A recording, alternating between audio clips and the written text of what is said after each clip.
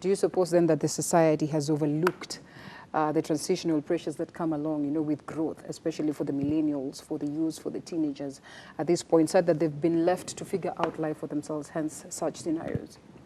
These have been glaring challenges which actually we've been talking about, not just silently but loudly in the public, because hope deferred makes the heart sick, according to Proverbs 13:12.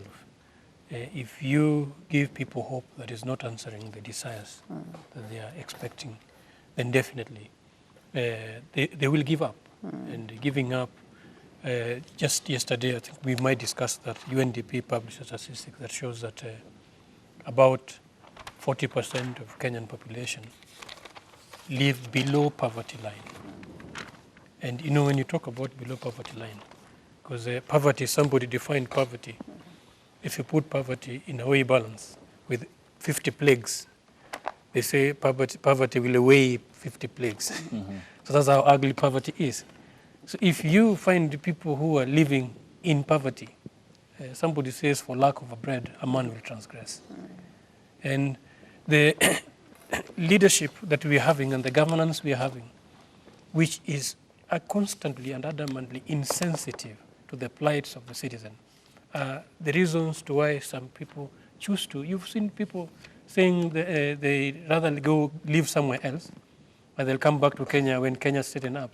Those are helpless citizens. Some says, let's sell Kenya, every person to have their share, so that we go and live elsewhere, is a level of frustration. And when you couple this also with the education curriculum that actually is not addressing the root cause of what is affecting the society, because you look at the challenges we're having, it's like if you want to finish crocodiles in a swamp, you can choose to go clobbering each forever and leave the swamp, or you can choose to drain the swamp and make sure that all crocodiles, either they die or they take off.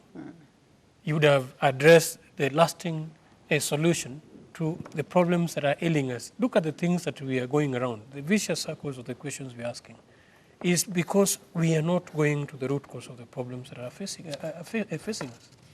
Education has been direly lacking on character formation when it talks about values. I saw BBI guys listing on top of their list, one and I think number two. Ethos. Yes, when they are fronting the ethos, but they fail concretely to give by design how we can get there. If you do not address the education system as it stands today, because today it is tailor-made just to get employment.